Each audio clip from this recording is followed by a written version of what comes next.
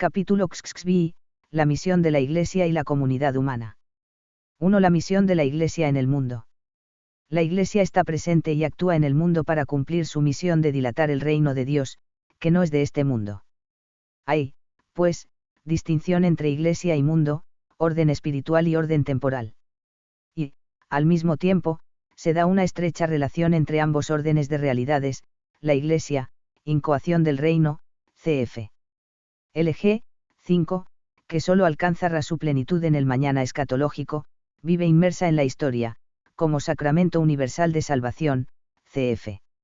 LG 48, GS 39 a 40, la historia intramundana de los hombres y de todas las realidades humanas no es ajena a la historia de la salvación, que procede en una misteriosa compenetración con ella, cf. GS 38, los fieles, y todos los destinatarios de la salvación en Cristo, son ciudadanos de la ciudad terrena, cf. LG 36. La historia de la realización práctica de esta distinción-relación puede considerarse desde diversos puntos de vista. En el plano jurídico, la reflexión doctrinal se ha centrado especialmente en la relación institucional entre Iglesia, como realidad no puramente espiritual, sino dotada de una estructura orgánica visible, y comunidad política, y en la delimitación de las competencias propias de sus respectivas autoridades. Esa relación entre autoridad temporal, autoridad espiritual, cuestiones temporales y cuestiones espirituales puede adoptar, y ha adoptado en la historia, básicamente, dos modelos teóricos contrapuestos: el monista, una sola autoridad gobierna tanto las cuestiones temporales como las religiosas, y el dualista, cada uno de los órdenes tiene sus propias autoridades y competencias. En el terreno de los principios, no cabe duda de que el modelo cristiano es dualista. De hecho, la irrupción histórica del cristianismo puso en crisis la estructura monista del mundo antiguo, al no reconocer al poder del imperio autoridad para imponer deberes religiosos. Las persecuciones a los cristianos se basaron precisamente en la acusación de ateísmo, por no aceptar los dioses y cultos oficiales ni acatar la autoridad religiosa del emperador. La fundamentación de ese dualismo cristiano se encuentra en el Nuevo Testamento, ante todo en el pasaje en que Cristo manda dar, al César lo que es del César, y a Dios lo que es de Dios, cf. Mt 22, 21 y paralelos, y asimismo en la predicación apostólica, que inculca el deber de obediencia a las autoridades civiles legítimas en lo que es de su competencia, siempre subordinado al deber de obediencia a Dios, cf. 1 Pt 2, 13 a 17, Rm 13, 1 a 7, HCH 4,20. Sin embargo, la relación entre Iglesia y comunidad política no se da a lo largo de la historia como una aséptica y sosegada cuestión teórica. La aplicación práctica del dualismo cristiano no es fácil, y aparece profundamente influenciada por las circunstancias sociopolíticas y doctrinales. Precisamente el influjo de esas circunstancias explica que, en distintos momentos históricos, la praxis oscureciera uno u otro de los principios doctrinales, o que la doctrina acentuara algún aspecto más urgente en perjuicio de otros no menos importantes. Desde un punto de vista fáctico, estas relaciones han sido a lo largo de la historia como lo han permitido las circunstancias. La Iglesia ha aceptado, tolerado, o simplemente padecido un estatus jurídico que le ha sido impuesto por el legislador estatal. En otros casos, la Iglesia ha proclamado unos principios sobre cuáles deben ser las relaciones entre la Iglesia y el Estado, expuestos como exponente de su función magisterial de intérprete del derecho divino natural y positivo. Pero, este tipo de cuestiones han de examinarse con extraordinaria cautela, para no hacer pasar por derecho divino lo que son puras conclusiones históricas en una materia de suyo política y cambiante, Lombardía. Como advierte Lombardía, al estudiar esta materia es necesario también, evitar una desconexión entre el tema de la naturaleza de la Iglesia, junto con la comprensión del mundo que desde ella se tenye y los principios de las relaciones entre la Iglesia y la comunidad política, que no son una cuestión aislada, dependiente exclusivamente de razones coyunturales. Precisamente el Concilio Vaticano II, en su renovada reflexión sobre la naturaleza de la Iglesia y sobre su misión en el mundo, ha ofrecido algunos elementos fundamentales para una visión equilibrada de los distintos aspectos de esta temática en un contexto como el actual, en el que predomina, en la organización de las comunidades políticas, la laicidad estatal típica de las democracias pluralistas. Este dato sociológico hizo que el magisterio conciliar no se apoyara únicamente en la revelación, sino también en los principios de derecho natural, asequibles a la razón, que rigen en esta materia. En esta lección, prescindiendo de una serie de importantes cuestiones históricas que requerirían un espacio mayor que el disponible, sintetizaremos algunos principios de la doctrina conciliar que ilustren la visión actual del dualismo cristiano en sus distintos aspectos. Como en toda síntesis, deberemos seleccionar y simplificar cuestiones más amplias y complejas, por lo que resultará imprescindible para una visión más completa la lectura directa de los documentos conciliares, en especial los capítulos 3 y 4 de la Kanst.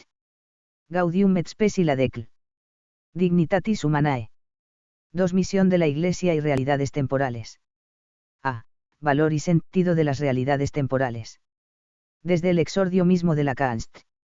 Gaudium et Spes, la Iglesia proclama su íntima solidaridad con el caminar terreno de la humanidad, los gozos y las esperanzas, las tristezas y las angustias de los hombres de nuestro tiempo, son a la vez gozos y esperanzas, tristezas y angustias de los discípulos de Cristo. Nada hay verdaderamente humano que no encuentre eco en su corazón, la Iglesia por ello se siente íntima y verdaderamente solidaria del género humano y de su historia. Gs. 1. Es más, toda la actividad humana, los grandes afanes colectivos de progreso, y también el trabajo y los quehaceres más ordinarios de cada persona, responde a la voluntad de Dios y muestra su verdadero valor y sentido a la luz de la revelación. Los logros humanos manifiestan la gloria y la grandeza de Dios, de quien el hombre es imagen, y, desarrollando la obra de la creación y promoviendo el bien de todos, contribuyen a que se cumplan los designios de Dios en la historia. Cf. Gs. 34. La Iglesia, por tanto, no aspira a alejar al hombre de las realidades temporales, estimándolas irrelevantes. El mensaje cristiano no aparta a los hombres de la edificación del mundo, ni los lleva a despreocuparse del bien ajeno, sino que, al contrario, los obliga más estrictamente a procurar lo uno y lo otro, y vid. Pero esta valoración no puede obviar el hecho del pecado, que afecta al hombre y a todas las realidades del mundo, haciendo que aparezcan entremezclados en ellas el bien y el mal. Esto hace que el auténtico valor de la actividad humana no se realice automáticamente, con solo aceptar la lógica de las diversas realidades tal como se dan históricamente, sino que es preciso discernir en ellas lo que responde al verdadero bien y lo que es fruto de la influencia del mal. Cf. Gs. 37. Por eso la Iglesia exhorta a procurar que toda actividad humana sea confieme al auténtico bien del género humano, de acuerdo con el designio de Dios, para que, permita al hombre, como individuo y como miembro de la sociedad, cultivar y realizar íntegramente su plena vocación. Gs. 35. Esta meta no se puede alcanzar con las solas fuerzas humanas, pero sí con la fuerza salvadora de la redención realizada por Cristo. Cf. Gs. 37, quien actúa ya, por la fuerza de su espíritu, en el corazón del hombre, no solo despertando el anhelo del siglo futuro, sino alentando, purificando y robusteciendo también con ese deseo aquellos generosos propósitos con los que la familia humana intenta hacer más llevadera su propia vida y someter la tierra a este fin. Gs. 38. La conclusión de esta reflexión no puede ser más positiva y comprometida. La espera de una tierra nueva no debe amortiguar, sino más bien avivar, la preocupación de perfeccionar esta tierra. Por ello, aunque hay que distinguir cuidadosamente progreso temporal y crecimiento del reino de Cristo, sin embargo, el primero, en cuanto puede contribuir a ordenar mejor la sociedad humana, interesa en gran medida al reino de Dios. Pues los bienes de la dignidad humana, la unión fraterna y la libertad, en una palabra, todos los frutos excelentes de la naturaleza y de nuestro esfuerzo, después de haberlos propagado por la tierra en el Espíritu del Señor y de acuerdo con su mandato, volveremos a encontrarlos limpios de toda mancha, iluminados y transfigurados, cuando Cristo entregue al Padre el reino eterno y universal. El reino está ya misteriosamente presente en nuestra tierra, cuando venga el Señor, se consumará su perfección. Gs. 39. Comentando este pasaje conciliar, escribía Juan Pablo II, la Iglesia sabe bien que ninguna realización temporal se identifica con el reino de Dios, pero que todas ellas no hacen más que reflejar y en cierto modo anticipar la gloria de ese reino, que esperamos al final de la historia, cuando el Señor vuelva. Pero la espera no podrá ser nunca una excusa para desentenderse de los hombres en su situación personal concreta y en su vida social, nacional e internacional, en la medida en que ésta, sobre todo a Jouarei, condiciona a aquella. Aunque imperfecto y provisional, nada de lo que se puede y debe realizar mediante el esfuerzo solidario de todos y la gracia divina en un momento dado de la historia, para hacer más humana la vida de los hombres, se habrá perdido ni habrá sido en vano, en Sollicitudo Rei Socialis, 30.12, 1987, N48. B. Autonomía de las realidades temporales. Las realidades humanas poseen, por tanto, una dimensión salvífica, una intrínseca relación con el destino último del hombre, que conecta con la misión de la Iglesia. Pero esto no cambia su naturaleza, convirtiéndolas en realidades sacras como y debe llevar tampoco a despreciar su valor propio, como si se tratase solo de circunstancias accidentales que acompañan a la búsqueda de unos valores espirituales, que serían los únicos valiosos, cf. A. 7. El concilio, junto al valor trascendente de todo lo humano, proclama la justa autonomía de las realidades temporales, su valor propio, si por autonomía de la realidad terrena se quiere decir que las cosas creadas y la sociedad misma gozan de leyes y valores propios, que el hombre ha de descubrir, emplear y ordenar poco a poco, es absolutamente legítima esta exigencia de autonomía. No es solo que la reclamen imperiosamente los hombres de nuestro tiempo. Es que además responde a la voluntad del Creador. Pues, por la propia naturaleza de la creación, todas, las cosas están dotadas de consistencia, verdad y bondad propias, y de un propio orden regulado, que el hombre debe respetar. GS. 36. Esta autonomía de las realidades temporales no significa, que la realidad creada es independiente de Dios y que los hombres pueden usarla sin referencia al Creador. GS. 36, es decir, no hay una independencia del fin temporal respecto al fin sobrenatural, tal sería la tesis secularista o laicista, como si los asuntos temporales fueran del todo ajenos a la vida religiosa, que se reduciría simplemente a ciertos actos de culto y al cumplimiento de ciertas obligaciones morales, cf. GS. 43. Significa, más bien, que la ordenación de las realidades temporales al único fin último del hombre se produce según su propia naturaleza, siguiendo el principio de que la gracia no destruye la naturaleza, sino que la asume, sanándola, la eleva y la perfecciona, cf. GS. 43, 72. La ordenación de las realidades terrenas al fin último no puede hacerse con independencia de su significado propio, es decir, no vale tomarlas como pura ocasión para dirigirse al fin último, no cabe ordenarlas a ese fin como desde fuera de ellas mismas, extrínsecamente, como si su contenido propio fuera en sí indiferente. Es su contenido propio, su significado material, su propia dinámica, en definitiva su valor propio lo que ha de ser ordenado intrínsecamente al fin último. Es decir, se trata de descubrir en cada realidad su sentido propio y descubrir y realizar la ordenación inmanente de ese sentido propio al fin último, Soler. Pero una cosa es que no haya independencia absoluta entre ambos órdenes, y otra, muy distinta, que deba haber confusión entre ellos. La autonomía de las realidades temporales supone que el desarrollo de esta según su propia dinámica no se gobierna desde la esfera oficial y pública de la Iglesia, en este campo se da una verdadera incompetencia de la jerarquía eclesiástica, que no ha de dar respuestas concretas a los problemas y cuestiones temporales, porque no es esa la misión de la Iglesia, cf. GS. 43.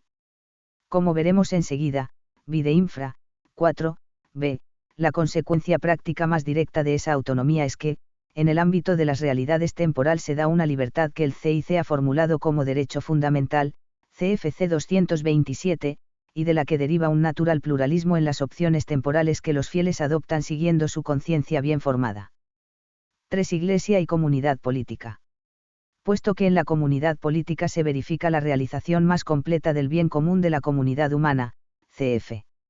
CCE, 1910, en el contexto general de las relaciones Iglesia-mundo, hay que considerar también, como un aspecto específico, la relación institucional entre la Iglesia y la comunidad política. Los principios doctrinales fundamentales en esta materia son dos: la distinción e independencia entre Iglesia y comunidad política, con sus respectivas competencias autónomas, y el diálogo y cooperación entre ambas, basados en su misión común, aunque de distinta naturaleza, de servicio al hombre. El texto conciliar que más directamente aborda la cuestión es el N76 de la Kanst. Gaudium et Spes, que expone en términos actuales la doctrina del dualismo cristiano, la Iglesia, que por razón de su misión y de su competencia no se confunde en modo alguno con la comunidad política ni está ligada a sistema político alguno, es a la vez signo y salvaguardia del carácter trascendente de la persona humana. La comunidad política y la Iglesia son independientes y autónomas, cada una en su propio terreno. Ambas, sin embargo, aunque por diverso título, están al servicio de la vocación personal y social del hombre. Este servicio lo realizarán con tanta mayor eficacia, para bien de todos, cuanto más sana y mejor sea la cooperación entre ellas, habida cuenta de las circunstancias de lugar y tiempo. GS 76.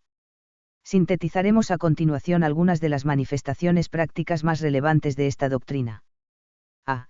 El principio de autonomía y la legítima laicidad del Estado. A la incompetencia de la Iglesia para gobernar las cuestiones temporales, vide supra. 2. B. Corresponde la recíproca incompetencia del Estado en las cuestiones específicamente religiosas, basada en su incompetencia radical para hacer juicios de verdad en materia de religión. Soler. Esto lleva a la afirmación de una legítima laicidad, que no debe confundirse con el laicismo. En efecto, así como ha de reconocerse que la ciudad terrena, se rige por principios propios, y esto supone que la confesionalidad, por la que el Estado se pronunciaría sobre la verdadera religión para adoptarla como propia, no se considera una fórmula adecuada a la naturaleza de las cosas, con la misma razón se debe rechazar la funesta doctrina que pretende construir la sociedad prescindiendo en absoluto de la religión y que ataca y elimina la libertad religiosa de los ciudadanos. LG 36.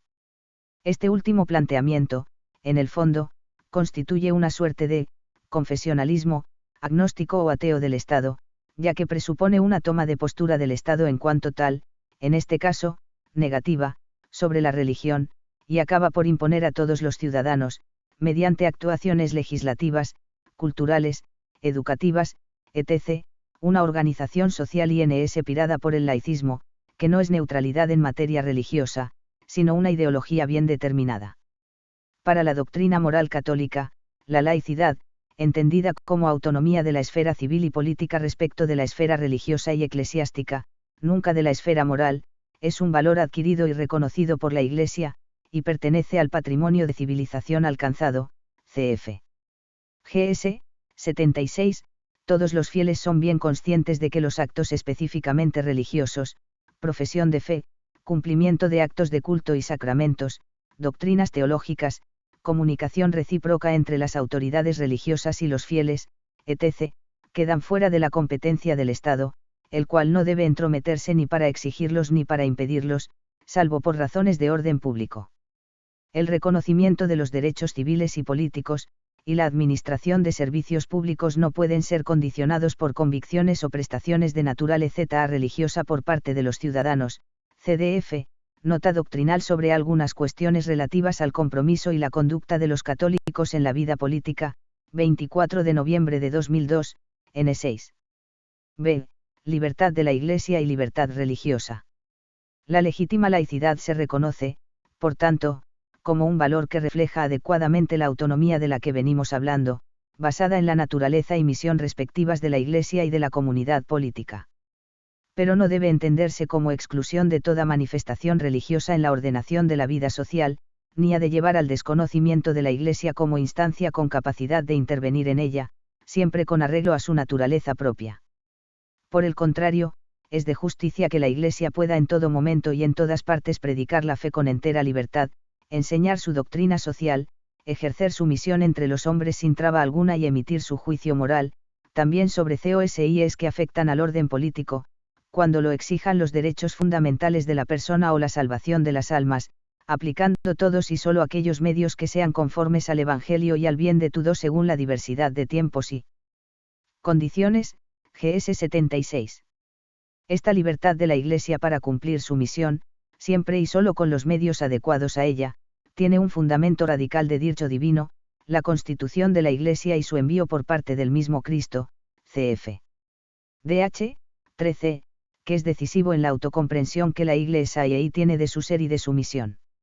Se trata de una libertad irrenunciable, su renuncia equivaldría al incumplimiento de la misión encomendada por Dios para la salvación de los hombres. Sin embargo, ante la comunidad política, el concilio no alega ese título, que el Estado no podría admitir, porque supondría pronunciarse sobre una verdad religiosa. Ante el Estado laico y pluralista, la Iglesia reivindica para sí la libertad, en cuanto es una sociedad de hombres que tienen derecho a vivir en la sociedad civil según las normas de la fe cristiana, DH 13. Este planteamiento remite inmediatamente al principio de libertad religiosa, uno de los puntos más renovadores de la doctrina conciliar, que desarrolla desde su nuevo enfoque algunos elementos del magisterio anterior, en particular de la N. Pacem in Terris, del Beato Juan 23, 11-4-1963. La Declaración Conciliar Dignitatis Humanae confirma expresamente, CFN en 1-2, la enseñanza constante de la Iglesia sobre la obligación de todo hombre de buscar la verdad, especialmente en lo relativo a Dios y a su Iglesia, y de adherirse a ella, así como la negación del indiferentismo religioso, según el cual cualquier religión sería igualmente verdadera y salvífica por sí misma, y la firme confesión de que la única religión verdadera, entregada por Dios a los hombres para su salvación, subsiste íntegra en la Iglesia católica y apostólica, que ha recibido de Cristo la misión de difundirla. Pero subraya, al mismo tiempo, que se trata de una obligación moral, no jurídica, que solo puede ser urgida por la conciencia personal, y no impuesta desde fuera.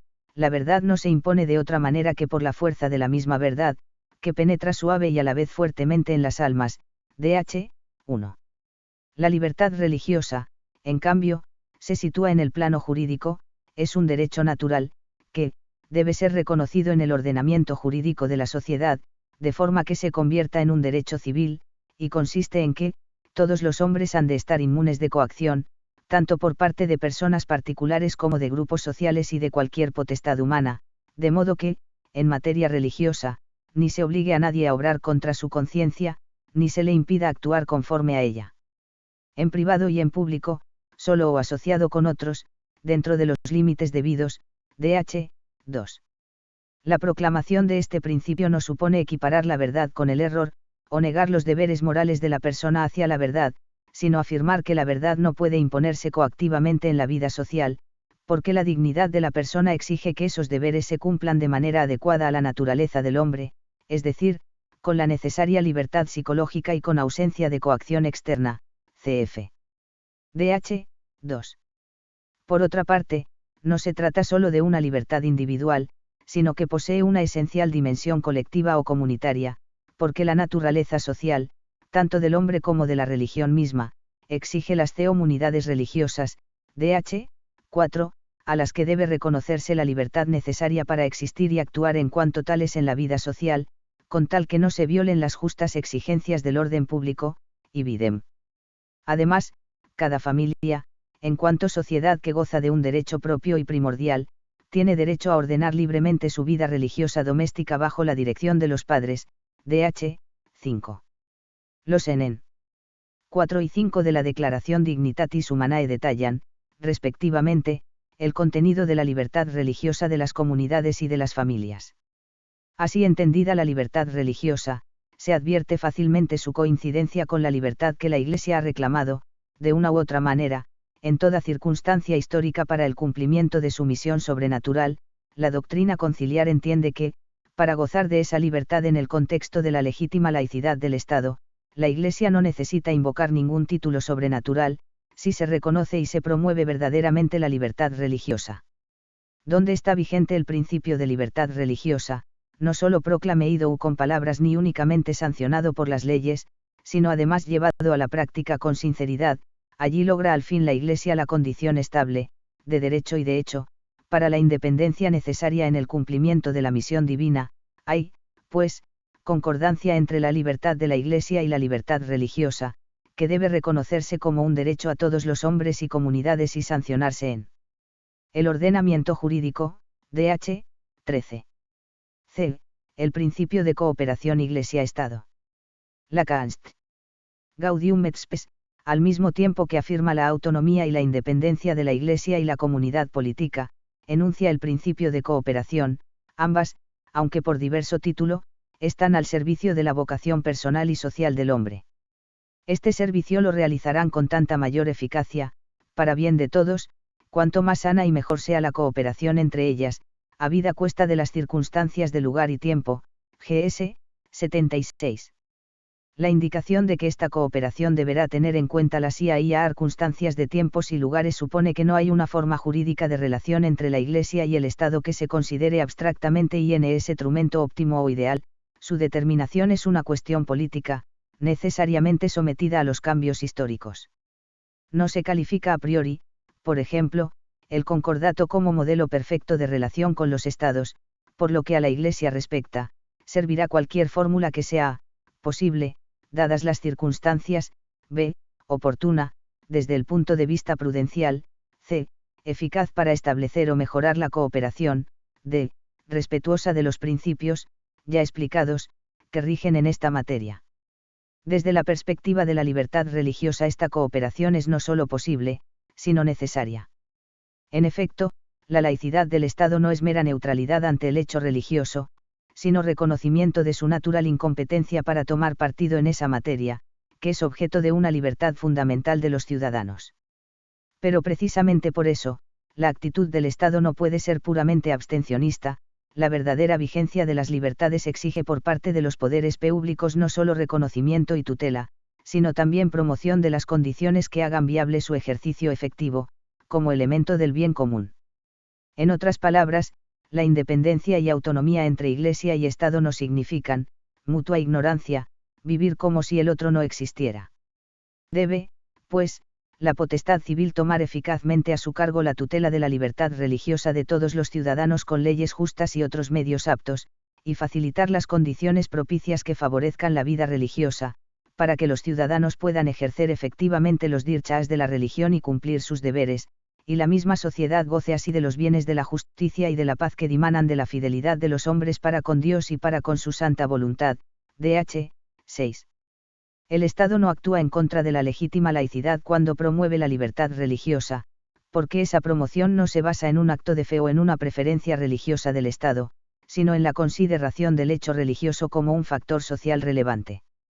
Incluso cabe que, en atención a las peculiares circunstancias sociológicas, se otorgue un especial reconocimiento civil en el ordenamiento jurídico de la sociedad a una determinada comunidad religiosa, o se entablen con ella relaciones de especial cooperación, por su gran implantación en la sociedad, por la presencia social de sus instituciones educativas, sanitarias, culturales, asistenciales, etc. Será legítimo este proceder siempre que, al mismo tiempo, se reconozca y respete el derecho a la libertad en materia religiosa a todos los ciudadanos y comunidades religiosas. Dh. 6. Las relaciones entre la Iglesia y el Estado tendrán especial importancia en el plano jurídico cuando se refieran a las que tradicionalmente se han llamado cuestiones mixtas, es decir, aquellas que, aunque por títulos diversos, competen directamente a la misión de ambos, lo cual ha sido frecuente motivo de conflictos históricamente, y debería ser siempre motivo de especial intensidad en la cooperación. Entre esas materias se encuentran el matrimonio y la educación. Junto a ellas, hay otros puntos frecuentes de contacto entre la misión del Estado y la de la Iglesia: actividad de IESA y estencia, patrimonio histórico-artístico, promoción cultural, etc. D. El derecho de la Iglesia a emitir su juicio moral sobre cuestiones temporales. La Const. Gaudium et Spes menciona este derecho preciso, explicitándolo como uno de los contenidos específicos de la libertad general para predicar su doctrina. Entre los elementos de la efectiva libertad de la Iglesia, es de justicia que la Iglesia pueda emitir su juicio moral, también sobre cosas que afectan al orden político, cuando lo exijan los derechos fundamentales de la persona o la salvación de las almas. GS 76, CFC 747-2. Este derecho no se refiere simplemente a la posibilidad de predicar una doctrina moral abstracta, sino a la libertad de dictaminar públicamente sobre la moralidad de situaciones o hechos concretos, también de carácter político. Fuenmayor. Precisamente por esto, no han faltado quienes nieguen a la Iglesia tal derecho, por considerarlo una intromisión en la vida política, contraria a los principios de autonomía y laicidad. La recta comprensión de este derecho requiere no separar su enunciado de las condiciones y los medios para su ejercicio, que indica el propio texto conciliar. La legitimidad del juicio de la Iglesia sobre situaciones concretas, también políticas, está condicionada, ante todo, a que lo exijan los derechos fundamentales de la persona o la salvación de las almas, condición que encuadra netamente ese juicio en la misión de la Iglesia de servicio a la dignidad del hombre. La idea del hombre como camino de la Iglesia alienta detrás de este inciso, que, como otros puntos de la enseñanza conciliar, presupone la no ajenidad de la Iglesia respecto de los sufrimientos, afanes y luchas del hombre, y la necesidad de una encarnación de la Iglesia en el mundo, es decir, en la concreta situación y condición de cada momento y lugar. La Iglesia se entiende no solo como signo, mero recordatorio, sino también como salvaguarda del carácter trascendente de la persona humana, lo que incluye serlo de su dignidad y de sus derechos, soler. Además, al ejercicio de este derecho se aplica la misma restricción que a todas las manifestaciones de la libertas ecclesiae, ha de usar, todos y solo aquellos medios que sean conformes al Evangelio y al bien de todos según la diversidad de tiempos y condiciones, GS 76. Por tanto, habrá de tratarse siempre de un juicio específicamente moral, no político, técnico, etc., basado en la doctrina evangélica y en la interpretación de la ley natural, y expresado de modo prudente, oportuno y adecuado a las circunstancias. Por otra parte, aunque en el ámbito interno de la Iglesia, cf. A. 24, ese juicio moral podría ser presupuesto de un acto de potestad sobre los frailes, por ejemplo, una prohibición o un mandato. En el ámbito de las relaciones con la comunidad política no supone la menor pretensión de ejercer potestad, ni directa ni indirectamente, sobre las cosas temporales. Se trata simplemente de la libertad de expresión que, en virtud del principio de libertad religiosa, deben poder ejercer libremente en la vida social las comunidades y grupos religiosos, cf. Dh. 4. 4 fieles y ciudadanos. A. Distinción de funciones en la actuación de la Iglesia en el mundo. Una de las consecuencias más inmediatas de la doctrina conciliar de la común participación de todos los fieles en la misión de la Iglesia, vide 9, 1, es que el estudio de la relación entre Iglesia y sociedad civil no puede reducirse al papel que corresponde a la jerarquía eclesiástica respecto a las cuestiones temporales. Del mismo modo, la aplicación actual del dualismo cristiano no puede entenderse solo como un problema de delimitación de competencias entre poder temporal y poder espiritual, sino que requiere también un planteamiento desde la perspectiva de la persona, que ostenta simultáneamente la condición de fiel y de ciudadano.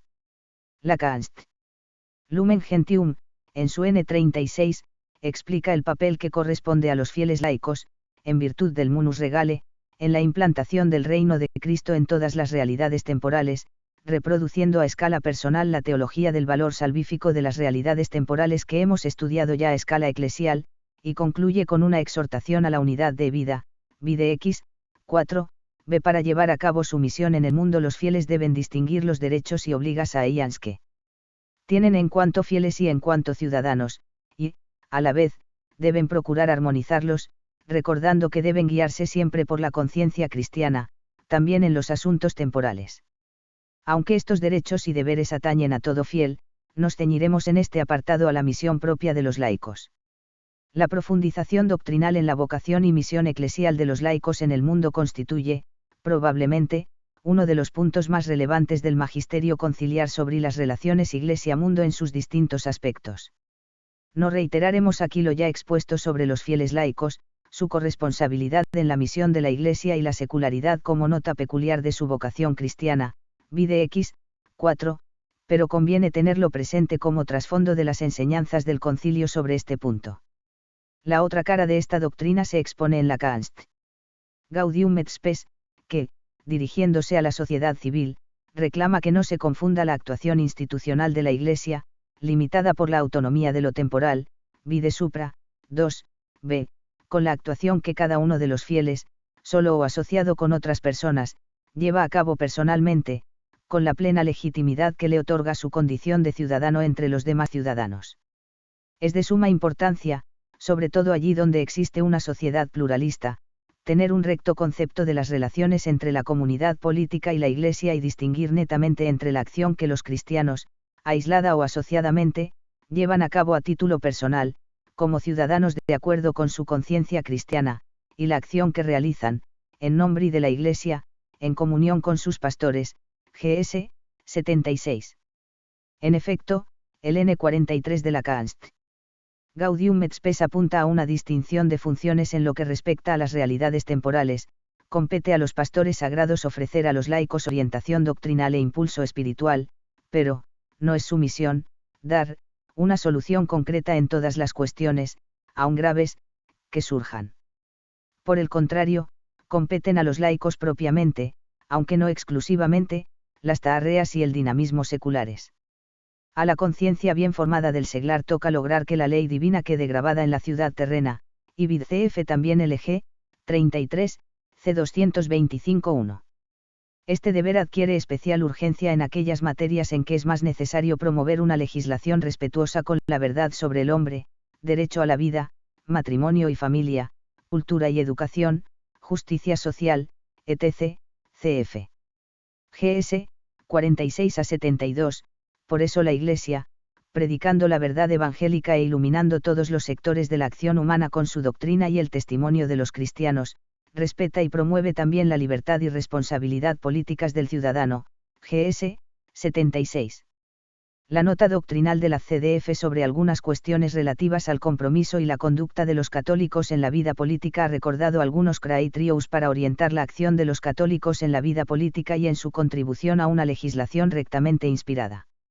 Esa distinción de funciones responde a un criterio fundamental para el planteamiento jurídico de esta cuestión que, a la luz de lo ya explicado, puede enunciarse así: la posición jurídica del laico ante la sociedad eclesiástica y la sociedad civil está configurada por dos derechos fundamentales, el derecho de libertad religiosa ante la sociedad civil, y el derecho de libertad en materias temporales ante la sociedad eclesiástica.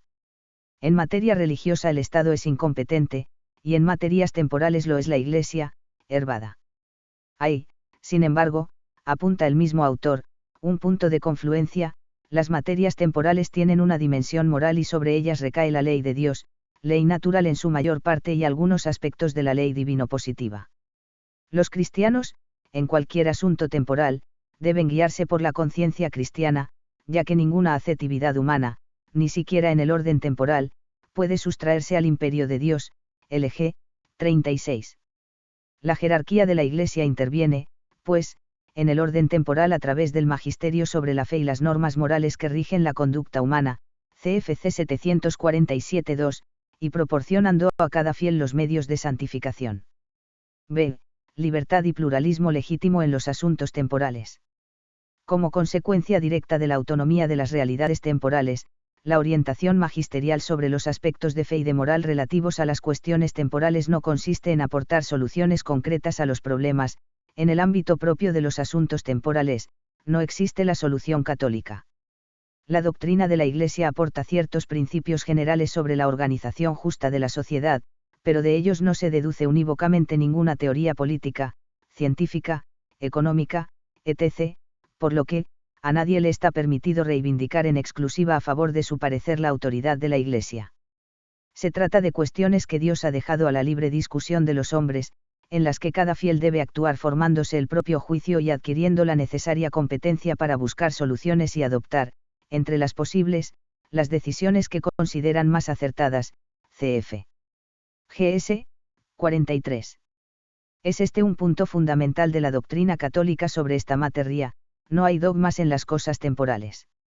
No va de acuerdo con la dignidad de los hombres el intentar fijar unas verdades absolutas, en cuestiones donde por fuerza cada uno ha de contemplar las cosas desde su punto de vista, según sus intereses particulares, sus preferencias culturales y su propia experiencia peculiar. Pretender imponer dogmas en lo temporal conduce, inevitablemente, a forzar las conciencias de los demás, a no respetar al prójimo. No quiero decir con eso que la postura del cristiano, ante los asuntos temporales, deba ser indiferente o apática. En modo alguno. Pienso, sin embargo, que un cristiano ha de hacer compatible la pasión humana por el progreso cívico y social con la conciencia de la limitación de sus propias opiniones, respetando, por consiguiente, las opiniones de los demás y amando el legítimo pluralismo.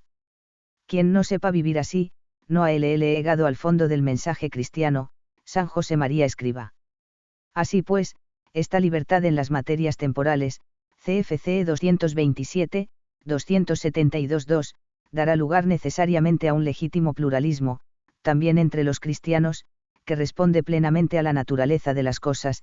El significado salvífico de las realidades temporales no está vinculado a una solución concreta de cada uno de los problemas humanos, que se deduzca como corolario inequívoco de la verdad revelada, cf.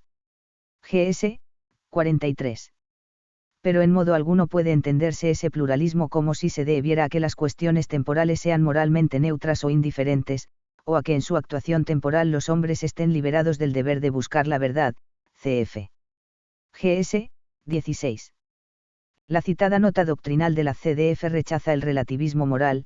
En estos términos, esta concepción relativista del pluralismo no tiene nada que ver con la legítima libertad de los ciudadanos católicos de elegir, entre las opiniones políticas compatibles con la fe y la ley moral natural, aquel y que, según el propio criterio, se conforma mejor a las exigencias del bien común. La libertad política no está ni puede estar basada en la idea relativista según la cual todas las concepciones sobre el bien del hombre son igualmente verdaderas y tienen el mismo valor, sino sobre el hecho de que las actividades políticas apuntan caso por caso hacia la realización extremadamente concreta del verdadero bien humano y social, N3. Por el contrario, la actuación libre de los cristianos en materias temporales se lleva a cabo según la conciencia bien formada de cada. Este deber adquiere especial urgencia en aquellas materias en que es más necesario promover una legislación respetuosa con la verdad sobre el hombre, derecho a la vida, matrimonio y familia, cultura y educación, justicia social, etc., cf. GS. 46 a 72, por eso la Iglesia, predicando la verdad evangélica e iluminando todos los sectores de la acción humana con su doctrina y el testimonio de los cristianos, respeta y promueve también la libertad y responsabilidad políticas del ciudadano, GS. 76.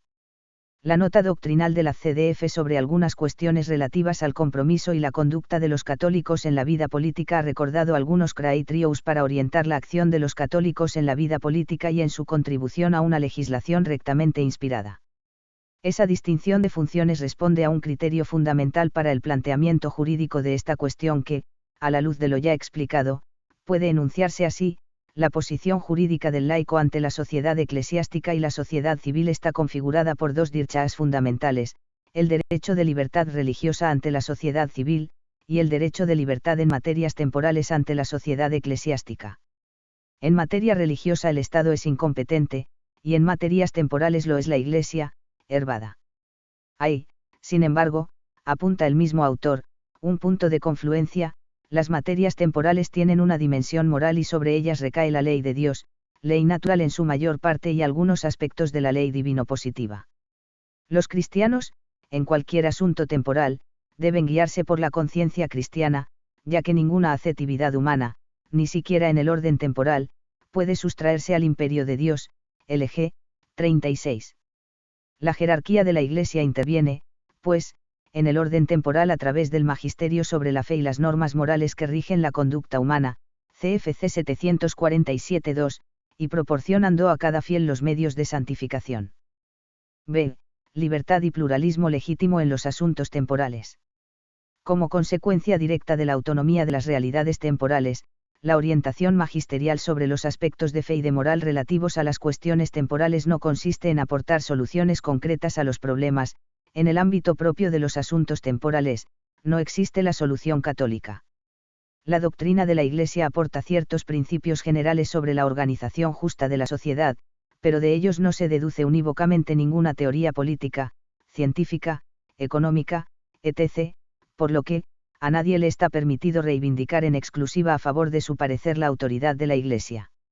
Se trata de cuestiones que Dios ha dejado a la libre discusión de los hombres, en las que cada fiel debe actuar formándose el propio juicio y adquiriendo la necesaria competencia para buscar soluciones y adoptar, entre las posibles, las decisiones que consideran más acertadas, cf.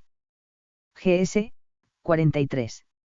Es este un punto fundamental de la doctrina católica sobre esta materia: no hay dogmas en las cosas temporales. No va de acuerdo con la dignidad de los hombres el intentar fijar unas verdades absolutas, en cuestiones donde por fuerza cada uno ha de contemplar las cosas desde su punto de vista, según sus intereses particulares, sus preferencias culturales y su propia experiencia peculiar. Pretender imponer dogmas en lo temporal conduce, inevitablemente, a forzar las conciencias de los demás, a no respetar al prójimo. No quiero decir con eso que la postura del cristiano, ante los asuntos temporales, deba ser indiferente o apática. En modo alguno. Pienso, sin embargo, que un cristiano ha de hacer compatible la pasión humana por el progreso cívico y social con la conciencia de la limitación de sus propias opiniones, respetando, por consiguiente, las opiniones de los demás y amando el legítimo pluralismo. Quien no sepa vivir así, no ha llegado al fondo del mensaje cristiano, San José María Escrivá. Así pues, esta libertad en las materias temporales, CFCC 227, 272-2, dará lugar necesariamente a un legítimo pluralismo, también entre los cristianos, que responde plenamente a la naturaleza de las cosas. El significado salvífico de las realidades temporales no está vinculado a una solución concreta de cada uno de los problemas humanos, que se deduzca como corolario inequívoco de la verdad revelada, cf. GS. 43. Pero en modo alguno puede entenderse ese pluralismo como si se debiera a que las cuestiones temporales sean moralmente neutras o indiferentes, o a que en su actuación temporal los hombres estén liberados del deber de buscar la verdad, cf. GS. 16. La citada nota doctrinal de la CDF rechaza el relativismo moral. En estos términos, esta concepción relativista del pluralismo no tiene nada que ver con la legítima libertad de los ciudadanos católicos de elegir, entre las opiniones políticas compatibles con la fe y la ley moral natural, aquel y que, según el propio criterio, se conforma mejor a las exigencias del bien común. La libertad política no está ni puede estar basada en la idea relativista según la cual todas las concepciones sobre el bien del hombre son igualmente verdaderas y tienen el mismo valor, sino sobre el hecho de que las actividades políticas apuntan caso por caso hacia la realización extremadamente concreta del verdadero bien humano y social, N3. Por el contrario, la actuación libre de los cristianos en materias temporales se lleva a cabo según la conciencia bien formada de cada uno, CFC 229-1, que cumplirá la función que le corresponda en el mundo, con la luz de la sabiduría humana y con la observancia atenta de la doctrina del magisterio, GS. 43. Sería gravísimo error el de los cristianos que, por comprender mal el sentido de la legítima autonomía de la vida política, rompieran su unidad de vida, vide X. 4, tal actitud constituye, uno de los más graves errores de nuestra época, cf. GS. 43. Una cosa sería la actuación confesional, que llevaría a introducir en la vida pública argumentos basados exclusivamente en la autoridad magisterial, y otra, completamente diferente es el derecho de ver que tienen los ciudadanos católicos, como todos los demás, de buscar sinceramente la verdad y promover y defender, por medios lícitos, las verdades morales sobre la vida social, la justicia, la libertad, el respeto a la vida y todos los demás derechos de la persona. El hecho de que algunas de estas verdades también sean enseñadas por la Iglesia, no disminuye la legitimidad civil y la laicidad del compromiso de quienes se identifican con ellas, independientemente del papel que la búsqueda racional y la confirmación procedente de la fe hayan desempeñado en la adquisición de tales convicciones. En efecto, la laicidad indica en primer lugar la actitud de quien respeta las verdades que proceden del conocimiento natural sobre el hombre que vive en sociedad, aunque tales verdades sean enseñadas al mismo tiempo por una religión específica, pues la verdad es una. Sería un error confundir la justa autonomía que los católicos deben asumir en política, con la reivindicación de un principio que prescinda de la enseñanza moral y social de la Iglesia, CDF, nota doctrinal, N6. Constituiría, por tanto, una injustificada discriminación poner trabas a la actuación pública de los católicos por el hecho de que procuren formar su conciencia personal a la luz del magisterio de la Iglesia. La legitimidad de cualquier católico para defender sus convicciones en la vida pública es tan plena como la de los demás ciudadanos, siempre que las sostenga en el debate político con los argumentos racionales que permitan el diálogo sobre ellas y susciten democráticamente adhesiones no vinculadas exclusivamente al asentimiento a la doctrina del magisterio. En las sociedades democráticas todas las propuestas son discutidas y examinadas libremente. Aquellos que, en nombre del respeto de la conciencia individual, pretendieran ver en el deber moral de los cristianos de ser coherentes con la propia conciencia un motivo para descalificarlos políticamente, negándoles la legitimidad de actuar en política de acuerdo con las propias convicciones acerca del bien común, incurrirían en una forma de laicismo intolerante, y videm.